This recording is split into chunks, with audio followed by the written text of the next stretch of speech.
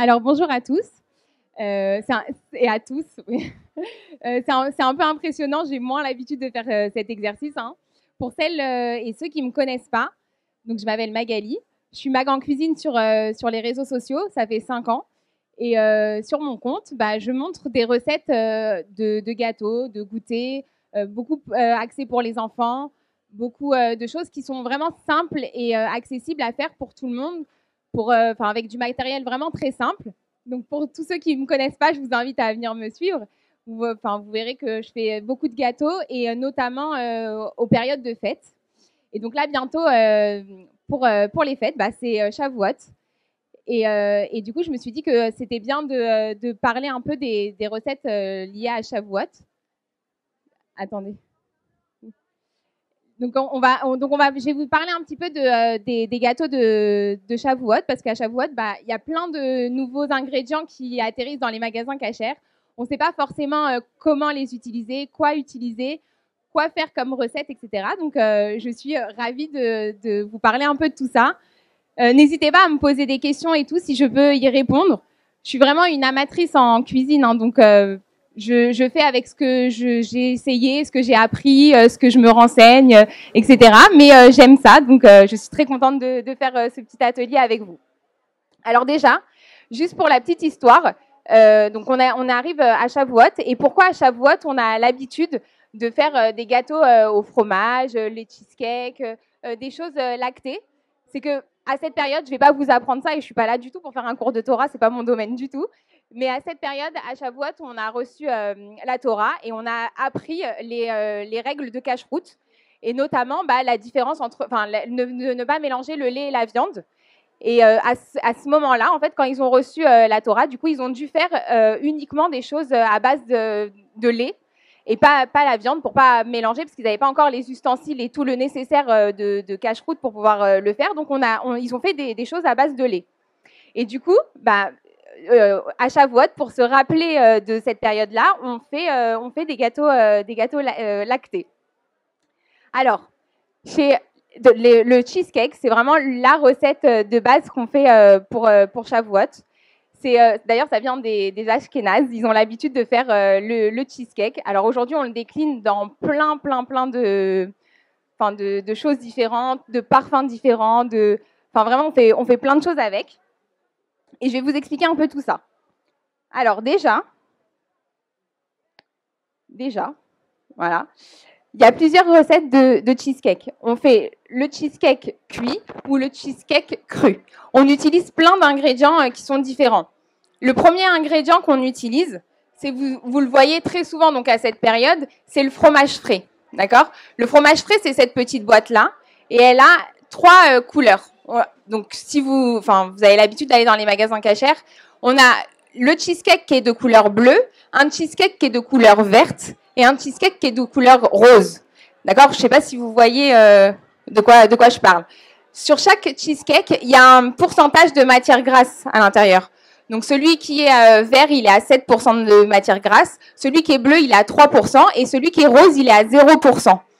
Plus la matière grasse, elle est élevée dans votre cheesecake, plus votre cheesecake, quand vous allez le cuire, il va être consistant et épais. D'accord ? Donc moi, par exemple, dans une grande majorité de mes cheesecakes, celui que j'utilise, c'est le bleu, parce qu'on est quand même moins gras qu'un 7 grammes, et avec tout ce qu'on va mettre à côté, en plus de la mascarpone, la crème fraîche, etc., ça fait un gâteau déjà très riche. Donc le bleu, moi, je le conseille, et c'est très bien. Mais vous pouvez aussi utiliser, par exemple, un cheesecake en version light, et utiliser que le rose, d'accord ? Après, ce qu'on utilise très souvent dans les recettes lactées, c'est la mascarpone. La mascarpone, pareil, vous l'utilisez dans beaucoup des recettes. C'est ce petit pot-là. Alors aujourd'hui, il en existe plein de variantes au Kasher. Et d'ailleurs, il s'achète qu'au Kasher, hein, c'est celui-ci. Et c'est un ingrédient que vous devez absolument sortir avant de faire votre préparation. Déjà, en pâtisserie, en général, tous vos ingrédients doivent être sortis à température ambiante. Par exemple, vos œufs, la crème mascarpone, etc. Parce que si vous la mettez au frigidaire, vous allez voir que c'est très dur. Donc, il faut la sortir pour que quand vous allez la détendre au batteur, ça soit beaucoup plus facile à manipuler. D'accord ? Par exemple aussi, je vous donne une petite info à aparté. Souvent, on me dit, quand je fais les chalotes, on me dit, oui, mon levain, il ne mousse pas. Je fais ma levure, je mets bien ma levure, je mets bien mon sucre, je mets bien mon eau tiède, mais ça ne mousse pas. Pourquoi? Parce que souvent, vous sortez votre levure directement du frigidaire. D'accord? Donc, votre levure, elle est froide. Du coup, ça va mettre énormément de temps à mousser, à prendre la température ambiante. Donc, ce que vous faites, et ce que je fais moi en général quand, par exemple, je fais des brioches, des chalotes, etc., c'est que je sors bien avant ma levure fraîche. Je la sors, je la laisse revenir complètement à température, même 3-4 heures avant, sans problème. Et après, je vais utiliser. Là, vous verrez que votre levain, il va mousser. Et ça, c'est une règle pour tous les ingrédients en général. Pareil, les œufs, etc., vous sortez toute votre préparation. Il faut qu'elle soit à température ambiante pour pouvoir réussir au mieux vos pâtisseries en général. Ensuite, ce qu'on utilise énormément à Shavuot, c'est la crème cheese. Alors, très souvent, on me demande ce que c'est la crème cheese. C'est l'équivalent, vous savez, du Philadelphia ou du Saint-Moré. Vous voyez, pour vous donner l'idée de la consistance. En cachère, c'est du Samson, où elle existe aussi en crème cheese directement. Ça, c'est un indispensable. Et pareil, la crème cheese, ça s'utilise, enfin, il faut la sortir avant pour qu'elle puisse être plus facile à manipuler. D'accord? Ensuite, vous avez la crème fraîche épaisse, ça c'est classique. Et après, vous avez d'autres ingrédients, par exemple le pudding vanille.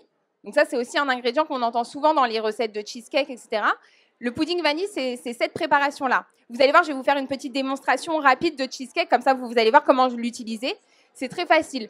Pour le pudding, il faut faire attention parce qu'il y a deux sortes de pudding. Il y a le pudding à froid, donc ça, c'est celui-ci, et il y a un pudding à chauffer. Et alors, à chauffer, c'est plus compliqué. C'est pas compliqué, mais il faut penser à le réchauffer, etc. Sinon, il ne s'utilisera pas correctement dans votre préparation. Donc, quand vous achetez du pudding, vérifiez qu'il y ait bien écrit à l'arrière « préparation à froid ». D'accord? Alors, je vais vous montrer, moi, une recette hyper simple à faire, vraiment basique du cheesecake. Vraiment, vraiment très basique, que vous pouvez refaire. Moi, je la fais, par exemple, avec les enfants. C'est une recette qui est super simple à utiliser, qui est sympathique et que vous pouvez décliner à l'infini. Vous allez voir que c'est hyper facile. Hein. Je vous dis, c'est une recette que les enfants peuvent faire. Donc, ce que je fais, c'est que je prends un fromage blanc. Hop. Entier.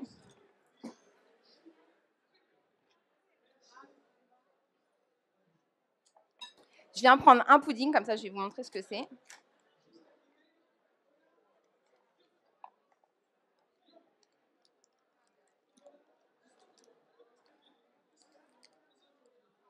Alors, le pudding, c'est comme ça, c'est une petite poudre blanche que vous allez mélanger au fur et à mesure à votre préparation. Attendez, je ne sais pas si vous voyez.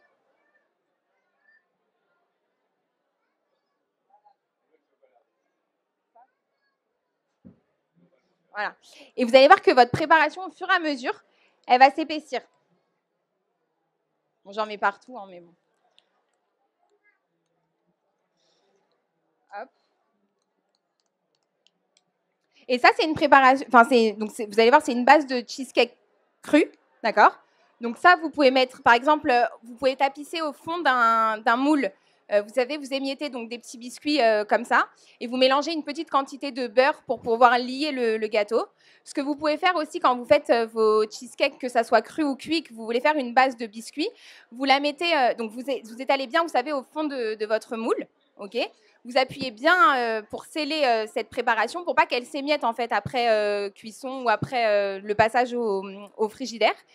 Et ce que vous pouvez faire aussi, une petite astuce, si vous voulez vraiment une bonne base, c'est de le mettre au four 10 minutes à 160 degrés. Vous voyez, vous mettez au four votre pâte, enfin votre biscuit avec votre beurre, et vous laissez cuire. Mais après, il faut bien attendre que votre préparation soit bien froide, que votre moule il soit bien froid, parce qu'après, vous allez mettre votre préparation de cheesecake à l'intérieur.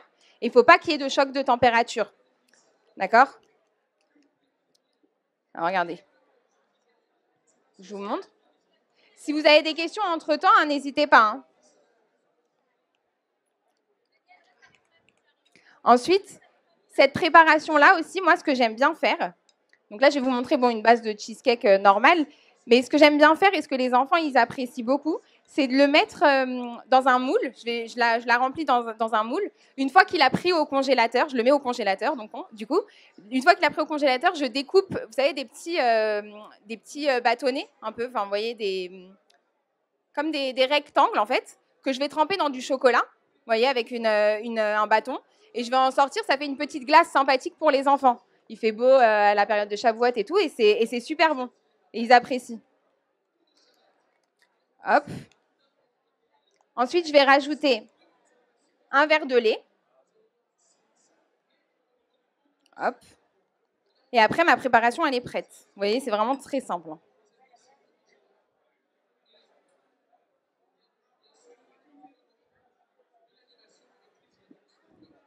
Hop. Ensuite, en même temps, bon, je continue de vous expliquer. Pour la recette des cheesecakes cuits, je vais vous donner des petites astuces à savoir pour que le cheesecake il soit réussi à la perfection. Alors, attendez, je me suis fait des petites notes pour ne pas oublier tout ce que je dois vous dire. Alors, il faut, pour que la cuisson du cheesecake elle soit parfaite, il faut que vous fassiez, l'idéal c'est de faire la cuisson au bain-marie. Donc vous savez ce que c'est au bain-marie. Vous mettez votre gâteau dans une plaque de four assez haute, vous remplissez d'eau et vous faites cuire votre cheesecake au bain-marie. Pourquoi on fait ça pour le cheesecake? C'est parce qu'il faut que le gâteau il soit cuit entièrement. Et à l'extérieur du gâteau, il cuit très rapidement. Donc, nous, on veut que ça soit cuit vraiment homogènement. Donc, du coup, on le met au bain-marie. La cuisson, elle va être beaucoup plus lente. Donc, d'ailleurs, la cuisson d'un cheesecake, c'est au moins 1 heure. Hein. Donc, c'est à basse température pendant une bonne heure. Vous allez laisser cuire et vous allez voir que votre gâteau, à l'intérieur et à l'extérieur, va bien cuire. Aussi, ça permet à quoi de faire la cuisson au bain-marie? Le bain-marie, ça crée de la vapeur d'eau dans votre four. Et du coup, de créer cette vapeur d'eau, ça va permettre à votre cheesecake de ne pas craqueler. Vous savez, souvent, par exemple, vous faites votre gâteau, votre cheesecake, et on me dit oh, là, le dessus du gâteau, il a complètement craquelé, etc. Bah, c'est parce que ce n'est pas une cuisson au bain-marie. Si vous allez faire la cuisson au bain-marie, vous verrez que votre gâteau, il ne craquera pas. Donc, vous le mettez à cuire. Vous faites votre cuisson au bain-marie. Vous laissez bien refroidir au four votre gâteau, d'accord. Une fois que la cuisson elle est finie, même si votre four il est chaud, vous le laissez bien au four. Vous sortez votre gâteau. Une fois que le gâteau il est complètement froid, donc quand j'appelle complètement froid, ça veut dire qu'il faut qu'il passe au moins 6 heures au frais. Donc en général, on le prépare la veille pour le lendemain. Vous le mettez bien au frigidaire pendant 6 heures. Et au bout des 6 heures, vous allez pouvoir démouler votre gâteau, d'accord. Le cheesecake, quand vous le sortez du four aussi, il est tremblotant. Il est vraiment tremblotant. C'est-à-dire, on a vraiment cet effet on a l'impression qu'il n'est pas cuit à l'intérieur. Mais on le laisse bien refroidir et vous verrez que l'intérieur du gâteau, le lendemain, il sera parfaitement cuit avec une bonne consistance bien onctueuse comme on aime. Ensuite, ce qu'il faut savoir, quand vous faites votre préparation de cheesecake, donc là, à cette étape-là, je parle pour les cheesecakes cuits, hein, il ne faut pas trop battre vos ingrédients. Parce que plus vous allez battre votre préparation, plus vous allez incorporer de l'air à cette préparation. Et c'est ça aussi qui fait que votre gâteau, il va craquer. Donc, moins on bat, vous mélangez correctement vos ingrédients. En général, on utilise un batteur, c'est le mieux. Mais vous le faites rapidement. Vous n'avez pas besoin de battre en continu puisque votre crème, enfin votre préparation, elle va se liquéfier un petit peu. Et nous, on ne veut pas ça. On ne veut pas incorporer d'air à la préparation. On veut que ça reste un gâteau qui soit onctueux. Donc, on bat, on mélange, on met directement dans le moule. Un cheesecake, ce n'est pas quelque chose qu'on met des heures à préparer. C'est quelque chose de rapide. On le fait, on le met au four et c'est la cuisson qui est longue. D'accord ? Ensuite, le temps de repos, il est obligatoire pour un cheesecake. Il faut minimum, moi je vous dis, le mieux c'est de le faire la veille pour le lendemain.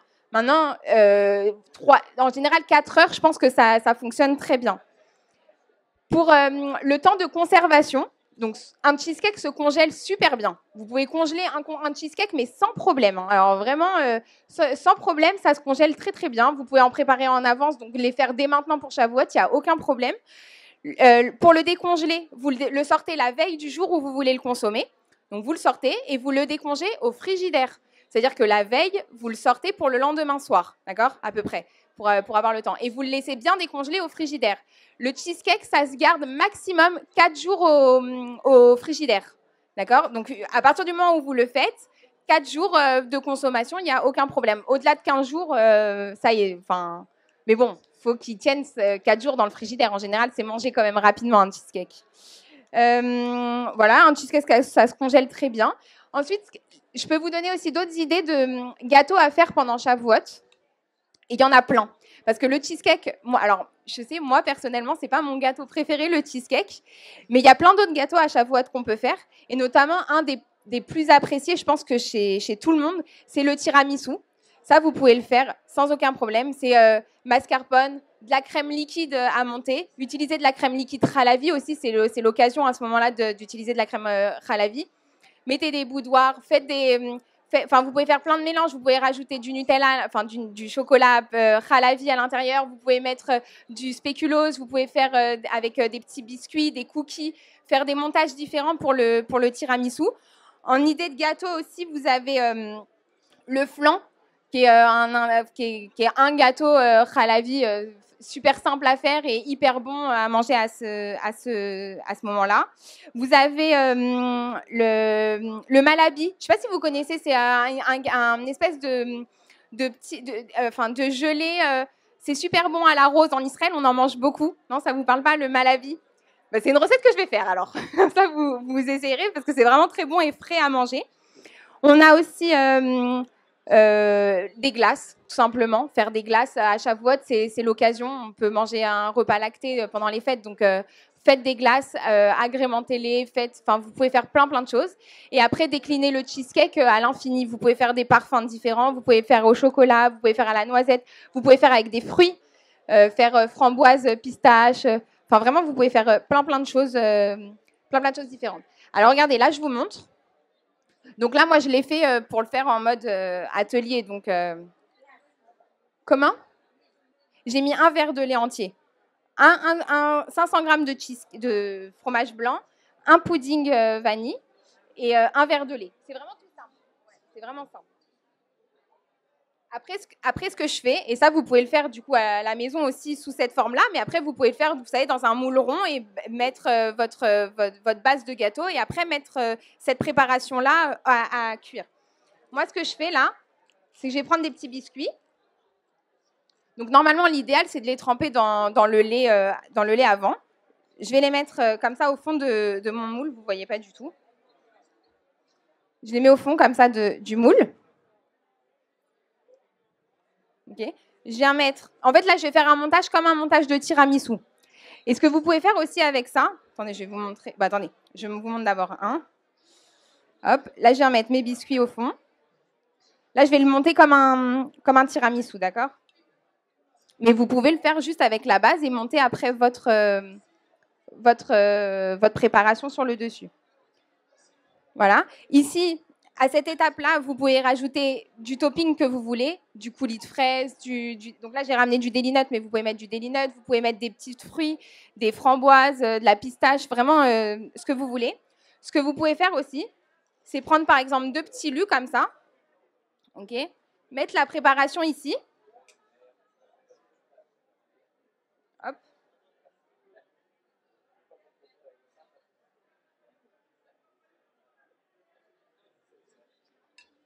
Mettre un deuxième gâteau comme ça. Bon, faut le faire proprement.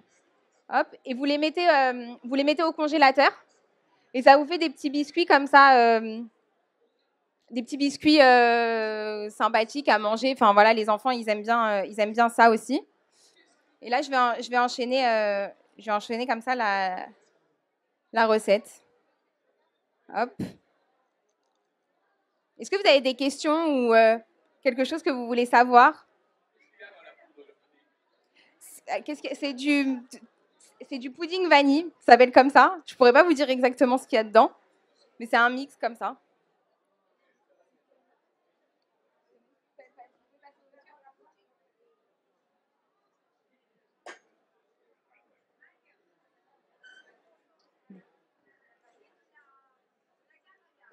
Oui.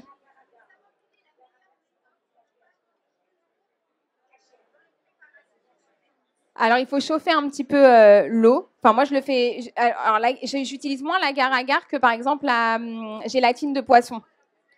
Alors, la gélatine de poisson, déjà, il faut savoir que c'est 8 grammes.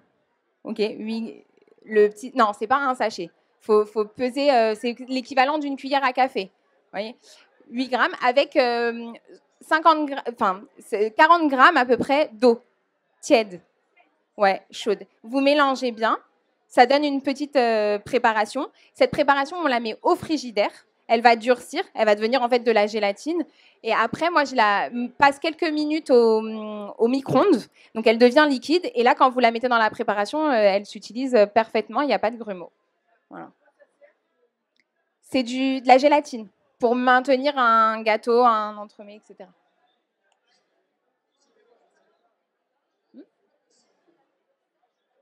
Alors, la levure fraîche et la levure sèche, c'est exactement pareil. Vous pouvez utiliser fraîche et sèche sans problème. Ça a les mêmes caractéristiques, ouais. Ça pousse et ça mousse pareil. Oui, si vous savez l'utiliser, ça mousse pareil. Moi, par exemple, je préfère utiliser la levure sèche parce que la levure fraîche, quand vous l'achetez, il faut l'acheter très fraîche déjà. Elle se périme très rapidement. Donc, quand on l'achète, il faut que dans les 3-4 jours qui suivent, vous l'utilisez, votre levure. Ensuite, la levure fraîche, il faut la sortir avant. Okay, donc déjà, il faut qu'elle soit à température ambiante, etc., pour qu'elle puisse mousser. Moi, je préfère utiliser la levure sèche. Au moins, c'est tout le temps dans une boîte à température ambiante. Non, moi, je la mets pas au frigidaire. Non, je la mets dans une boîte hermétique dans mon placard et elle tient franchement des mois sans aucun problème. Et au moins de la levure sèche, j'en ai toujours sous la main. La fraîche, pour qu'elle puisse bien mousser, etc., il faut qu'elle soit vraiment fraîche, qu'elle soit prête à être utilisée rapidement. Voilà, surtout. Vous avez d'autres questions?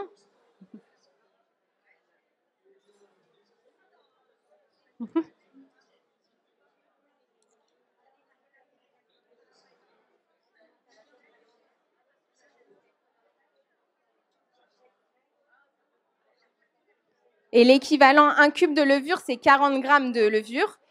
La sèche, c'est la moitié, donc il faut 20 grammes ou 2 cuillères à soupe. 2 cuillères à soupe, ouais.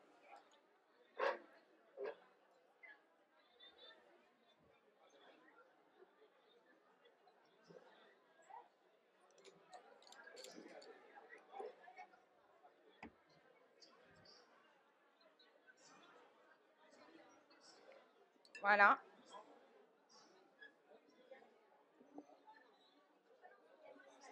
Un cube de levure, c'est égal à 42 grammes.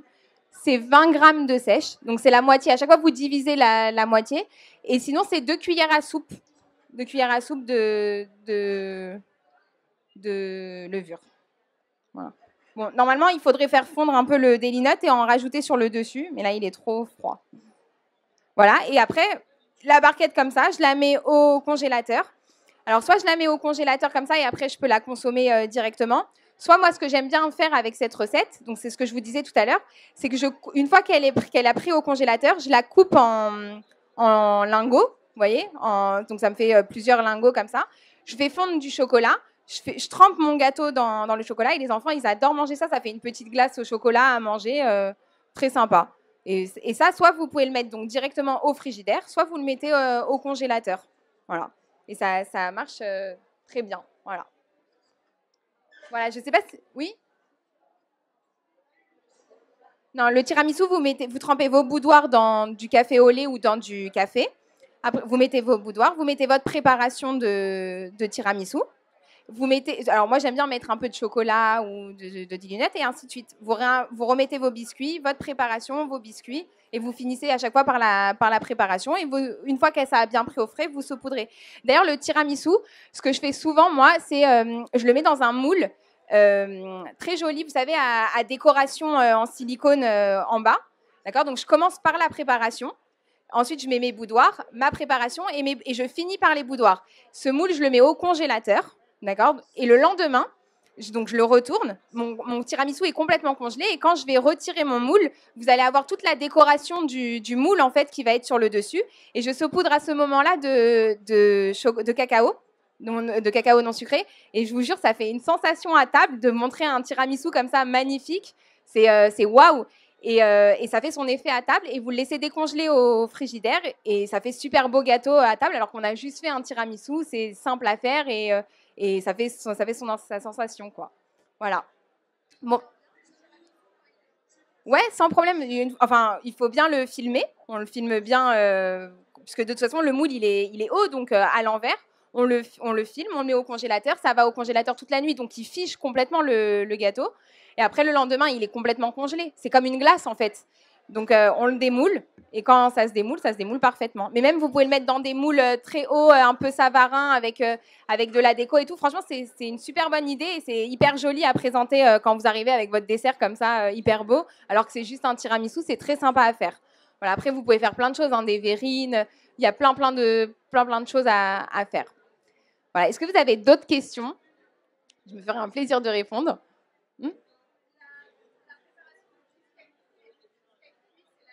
Non, c'est différent parce que dans le cheesecake cuit, il y a des œufs à l'intérieur. Donc les œufs, on les cuit, alors que dans le cru, il n'y a pas de cuit. Pareil, dans un cheesecake cru, ce que vous pouvez faire aussi, qui est sympa, qui rend joli le gâteau, vous faites votre base, vous faites votre préparation, donc qui est hyper simple à faire. Une fois que ça a pris au frais, vous montez de la crème chantilly en chantilly. Vous montez la crème chantilly en chantilly et vous faites une jolie décoration, vous savez, à la poche à douille, comme ça sur le dessus. À l'intérieur, vous pouvez mettre un parfum, vous pouvez mettre du citron, vous pouvez mettre mélanger la crème de chantilly à du spéculoos. Enfin, vous pouvez faire vraiment plein de choses pour que ça fasse juste joli. En fait, c'est des petites choses, des petites astuces pour rendre un gâteau waouh, alors que c'était vraiment hyper simple à faire. Vous avez vu, je l'ai fait devant vous en 2 minutes, mais avec une jolie déco, ça donne toujours un truc un peu plus sympathique. Voilà. Voilà. Bon, bah, j'espère que ça vous aura appris des choses, que ça vous a plu. Oui, dites-moi. Oui, alors, je suis sur Instagram, moi, je m'appelle Mag en Cuisine. Et sinon, vous avez mon site internet, magencuisine.fr, et là-bas, vous pouvez retrouver toutes mes recettes par ordre de fête. Donc là, par exemple, il y a un onglet sur Shavuot, et ben, vous allez retrouver toutes les recettes de Shavuot, pour Pessah, etc. Et c'est plus simple. Mag, je m'appelle Magali. Mag en cuisine. Oui. Oui, c'est vrai qu'elle n'y est pas sur mon compte. Et ben, ce sera une prochaine recette. Donc, je note Malabi panna cotta. Mais c'est une bonne idée même pour Shavuot. Oui, je suis d'accord. Bon, ben voilà. Bonne. Ouais, c'est ça, exactement. Ça, c'est le site internet. Voilà.